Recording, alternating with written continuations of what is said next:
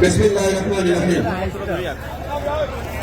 ফরিদগঞ্জ উপজেলা এবং পৌর বিএনপি অঙ্গ সংগঠন কর্তৃক আয়োজিত আজকের ইফতার মাহফিলের সম্মানিত সভাপতি, ফরিদগঞ্জ উপজেলা বিএনপির সংগ্রামী আহ্বায়ক, জনতার এমপি, আমাদের প্রিয় নেতা, বাংলাদেশের আগামী দিনের রাষ্ট্রনায়ক তারুণ্যের প্রতীক তারেক রহমানের বিশ্বস্ত হাতিয়ার জননেতা আলহাজ এম এ হান্নান সাহেব, মঞ্চে প্রধান অতিথি হিসাবে উপস্থিত রয়েছেন চাঁদপুর জেলা বিএনপির সংগ্রামী সাধারণ সম্পাদক জাতীয়তাবাদী ছাত্রদলের সোনালী ফসল, আপনাদের ফরিদগঞ্জের কৃতি সন্তান জননেতা অ্যাডভোকেট সলিমুল্লাহ সেলিম ভাই, মঞ্চে উপবিষ্ট রয়েছেন চাঁদপুর জেলা বিএনপির সংগ্রামী সিনিয়র যুগ্ম সাধারণ সম্পাদক সাবেক ছাত্রনেতা সেলিমুল সালাম সহ জেলা বিএনপির নেতৃবৃন্দ, জাতীয়তাবাদী যুবদল চাঁদপুর জেলা শাখার সংগ্রামী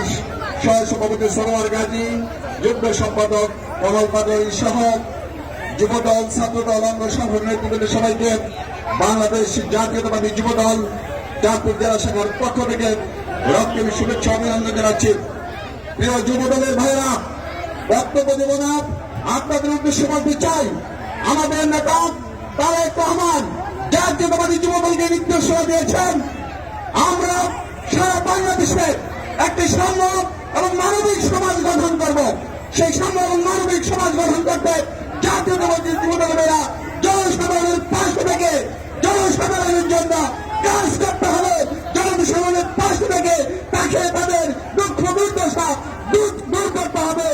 আর জাতীয়তাবাদী যুবদলকে এমন ভাবে কাজ করতে হবে, এই ফরিদগঞ্জ থেকে প্রিয় নেতা এম এ হান্নানের নেতৃত্বে আগামী জাতীয় সংসদ নির্বাচনে বাংলাদেশ সুষমার্কা বিপুল বোধে বিজয় লাভ করে প্রিয় নেতা তারেক রহমানকে বাংলাদেশের প্রধানমন্ত্রী বানাবো, এই আশাবাদ ব্যক্ত রেখে সবাইকে ধন্যবাদ জানিয়ে বিদায় নিচ্ছি।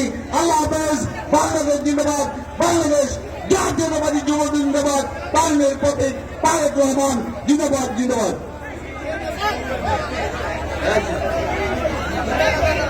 এখন বক্তব্য রাখবেন চাঁদপুর জেলা মহিলা দলের বিপ্লবী